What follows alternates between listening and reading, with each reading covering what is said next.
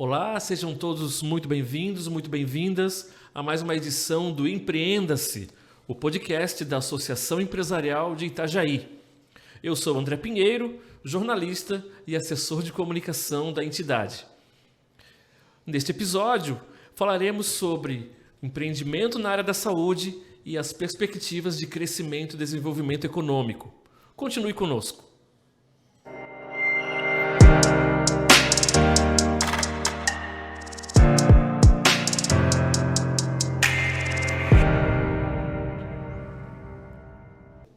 Bom, nós falamos sobre capacitação, né?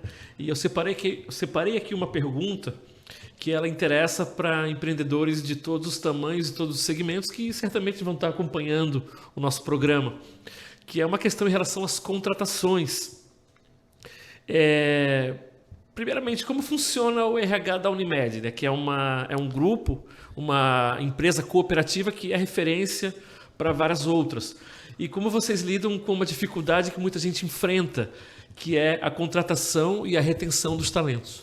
Muito bem, então tem dois desafios grandes. Tu imagina, nós somos quase 700 médicos. Todos os médicos têm familiares, têm conhecido, têm filhos, têm sobrinhos. Imagina se a gente fosse abrir isso para que cada médico indicasse um familiar ou alguém para trabalhar na Unimed. Não daria certo. Então a primeira regra que foi feita lá atrás, que a gente não teria nenhuma contratação com o viés da passagem pelo médico, muito menos pelo presidente. Eu recebo semanalmente pessoas que mandam currículo para mim, pedindo, eu tenho um conhecido que é formado em farmácia, outro enfermeiro, eu vou mandar um currículo para você. Não adianta mandar o currículo para mim, porque a Unimed não funciona assim. A gente tem um site onde as pessoas se inscrevem no site e uma estrutura de RH formada por pessoas contratadas só para isso, que não tem viés de vínculo nenhum, fazem a avaliação dos currículos, fazem a avaliação da necessidade da empresa, fazem entrevista, vamos dizer, precisa de 2 vagas na UTI. Então fazem entrevista com 20 pessoas que têm um currículo já pré-selecionados e inscritos no site, sem vínculo nenhum, dizer, essa é a indicação do Dr. Humberto, essa é a indicação do Dr. Brandão, essa é a indicação do Dr. Sérgio. Não. Então primeira parte, não tem envolvimento pessoal com quem já trabalha na Unimed ou com a diretoria. E segundo, que a capacitação é avaliada pelo setor do RH. Então, o responsável pela UTI vai estar junto com o RH para fazer a avaliação daquelas pessoas que vão estar, porque é ele que vai gerenciar essas pessoas. Muito bem. Para reter, o que a gente faz realmente, a gente começou já a pagar a questão do piso salarial antes que foi aprovado, né? A gente já fez os degraus e agora já estão pagando. Isso é importante, essa valorização salarial dos nossos colaboradores. Segundo, que a gente tem um plano de saúde para todo colaborador gratuito, né, que é um valor importante, um ticket de refeição, um ticket de mobilidade que a cooperativa aberta hoje está em R$800, além do salário, nós temos um ticket que é R$800 para atuar, com comidas dentro do subsidiado, hoje que custa, parece, R$11 a refeição para cada colaborador.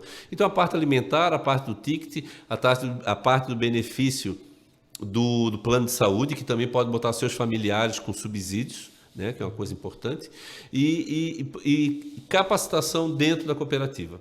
Cada colaborador nosso, durante o ano, ele tem que atingir horas de capacitação, todo o grupo. Então, nós temos o VQ, que é a valorização da vida, da qualidade da vida, onde que a gente tem curso o ano inteiro e a gente faz abertura aí no começo do ano e com palestras motivacionais, e durante o ano cada setor faz a capacitação. Realmente a gente investe muito no colaborador e a gente tem uma grata satisfação do retorno das pessoas. Vivemos um problema difícil esse ano, isso é quem teve no hospital de janeiro até agora, até maio, devido à dengue, que foi um absurdo social, né?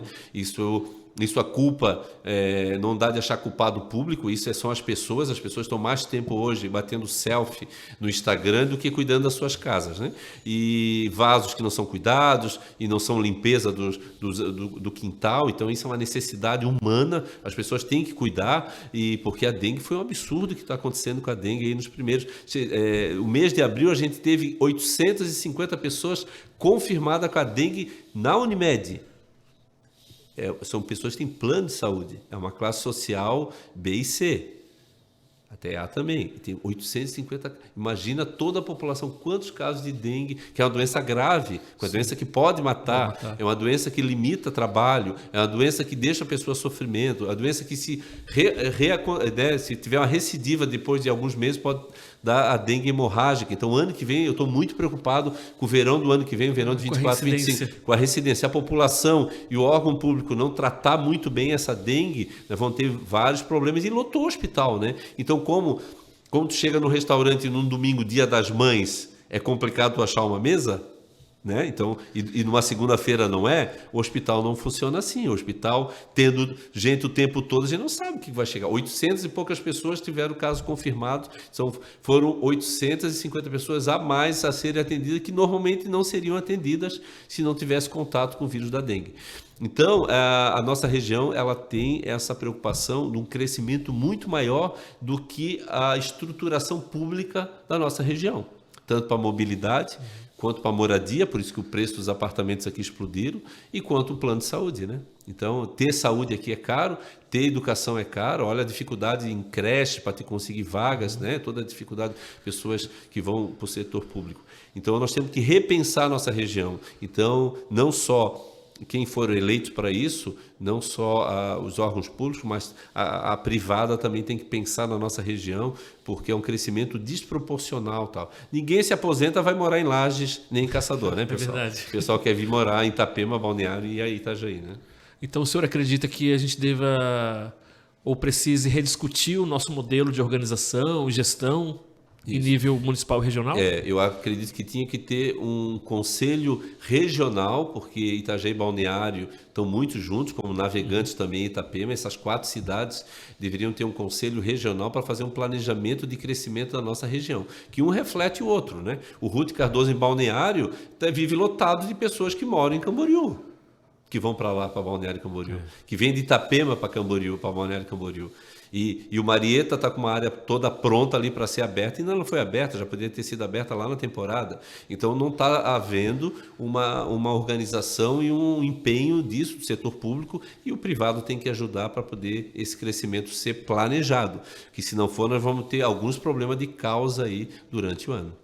Doutor Humberto, o senhor se referiu em alguns momentos da sua fala, o senhor se referiu ao cooperativismo, ao fato de a Unimed Litoral ser uma cooperativa, e diante disso eu lhe pergunto, considero uma pergunta importante até para quem está conhecendo ainda a associação empresarial, conhecendo a própria Unimed Litoral, de que maneira, em quais aspectos a filosofia do cooperativismo diferencia um grupo como a Unimed Litoral de outras empresas? Essa pergunta é importante.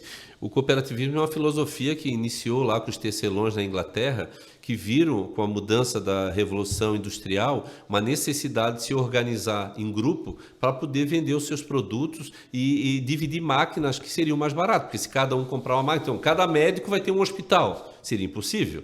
Então só existe um hospital de 200 e poucos milhões de Balneário Camboriú e só vai existir um hospital de 400 milhões em Itajaí porque o grupo de médicos se reuniu e gerenciou esse atendimento. Um médico só não conseguiria fazer, o público não consegue fazer isso porque não tem dinheiro para tudo. Então o cooperativismo é a primeira coisa, ele potencializa o trabalho e a união das pessoas. 1 mais 1 no cooperativismo não são 2, são muito mais. E tu pega aí 500, olha, vê o que cresceu a Unimed Litoral nesses 30 anos. Não foi 1 mais 1, 2. Foi 10 mais 10, 1.000. Foi 1.000 mais 1.000, 100.000. Então as coisas potencializam no cooperativismo. É uma filosofia fácil de entender. Hoje, com acesso à internet, botar ali o que é o cooperativismo, a pessoa em 1 hora, 2 horas consegue ver toda a filosofia e os insights que ela pode te dar para a junção. Mas eu sou um profissional liberal. Nós médicos fomos formados na faculdade individual, para passar o vestibular um contra o outro, para passar na residência, não tinha nada de cooperação. O cooperativismo ele vem mudar essa visão na classe médica, em qualquer classe, agrícola, na parte de qualquer entidade, o cooperativismo é importante. Tem que entender, estudar, são 7 princípios, é uma filosofia, entendendo esse princípio e a pessoa desapegando do egoísmo, que é o grande problema do ser humano, é o egoísmo. E E o egoísmo se reflete pela vaidade. Eu sou o cara, eu faço o que eu quero, eu sou bem-sucedido e vocês não são, então eu posso ter tudo que eu quero. Esse egoísmo, ele é limitado, porque a pessoa individual, ela cresce, pode crescer muito, como alguns expoentes que potencializam isso, mas ele para ali. O retorno para a sociedade não é grande. O retorno grande é a união das pessoas, onde que tu pode produzir em que 500 médicos vão criar um hospital, vão construir um hospital de 400 milhões. Então, olha, um médico não consegue fazer um hospital de 100 milhões, de 10 milhões, agora todos juntos, sim. Então, potencializar isso. Isso acontece, fácil entender o cooperativismo na natureza, né? Nas abelhas, nas formigas. Olha o que faz, né? Um conjunto de formigas produz a sua vida ali nesse sentido. E toda a natureza mostra isso. O ser humano é um pouco egoísta, eu acho que por isso nós estamos na Terra. Alguma coisa a gente fez para Deus, eu brinco assim, né?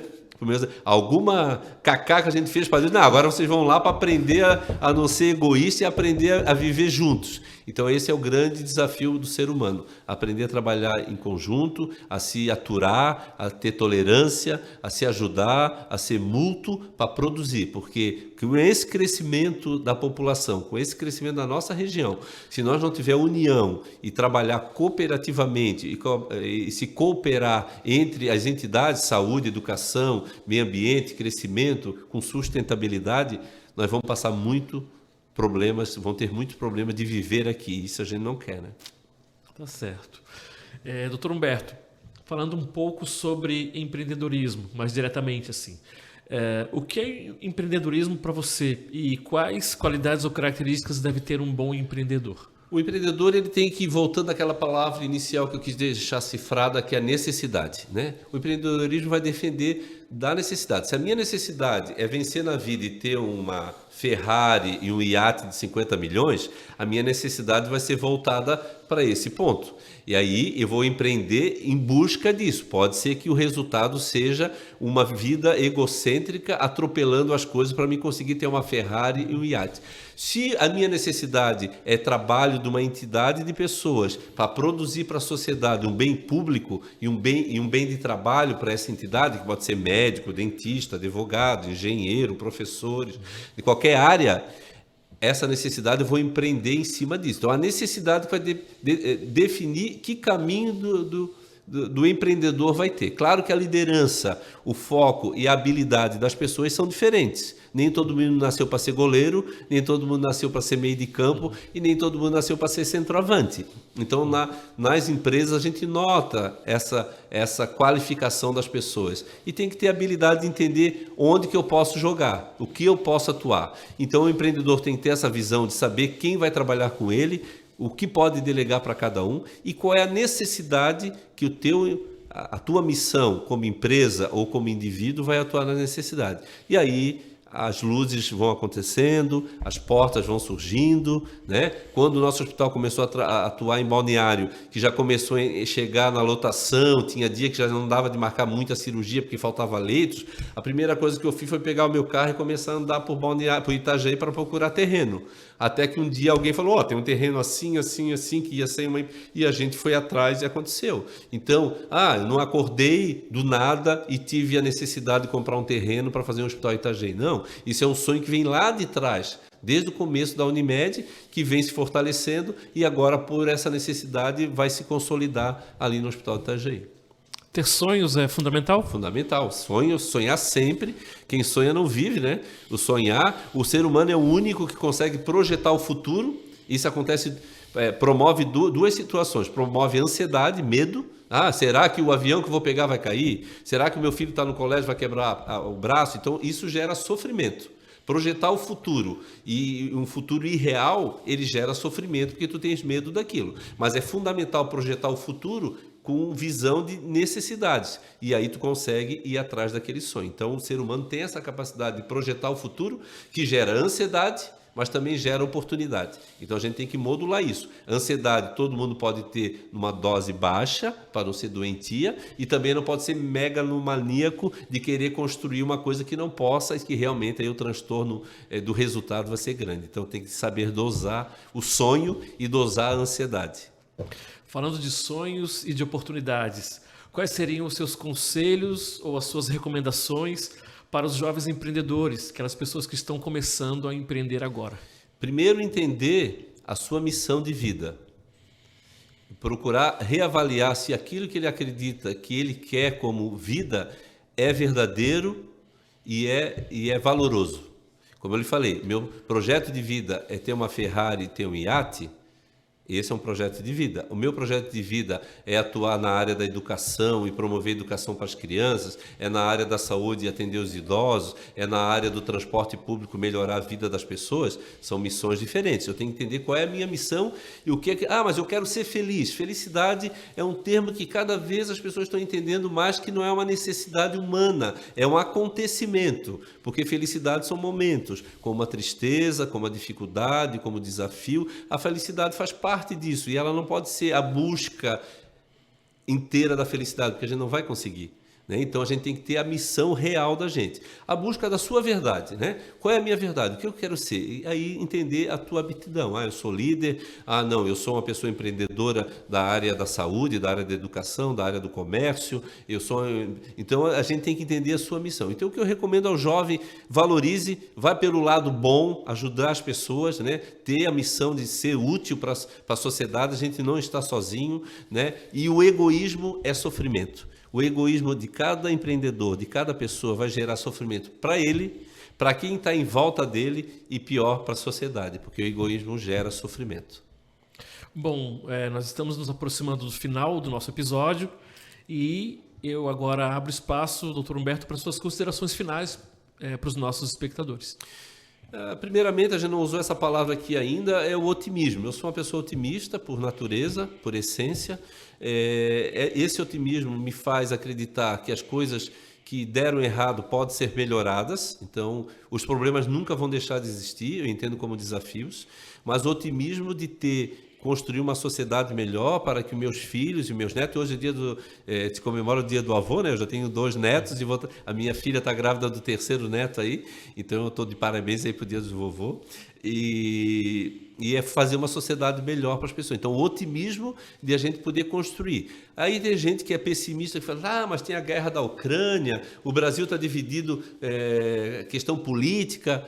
Cara, eu acredito que o bem vai vencer o mal, não esse jargão que foi usado aí na política do amor, vai vencer o ódio. Isso aí realmente foi triste, esse tipo de posição, mas eu digo no bem pessoal, da pessoa fazer hoje o melhor possível para ele, para sua família e para a sociedade. E aí construir um futuro melhor. Então eu sou otimista nisso, nós vamos passar por muitas dificuldades, por muitos sofrimentos, como toda a civilização passou, vamos passar, mas também vão ter muitos momentos de realizações, de alegrias, né? De saber que as coisas podem melhorar e acontecer. E o exemplo, que uma coisa simples, como eu tive quando eu era criança, de ver exemplos de pessoas construindo coisas aqui na cidade, eu falei, putz, que legal isso. E a minha professora, a professora Bárbara, que mora aqui perto, ela, no 3º ano, ela disse assim, na conversa de quem sabe um de vocês vai ser governador do estado. Aí todo mundo riu.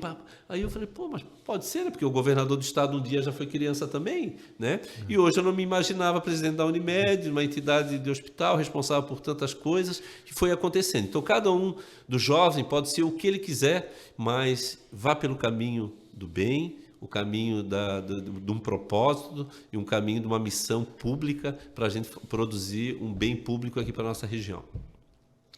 A gente agradece demais a participação do nosso convidado, o doutor Humberto João Dávila, presidente da Unimed Litoral, médico urologista. A gente agradece também a você, nosso espectador, por ter permanecido conosco até o final deste episódio. E não esqueça de nos seguir nas nossas redes, de se inscrever no canal e também de deixar o seu like no nosso episódio. Até a próxima!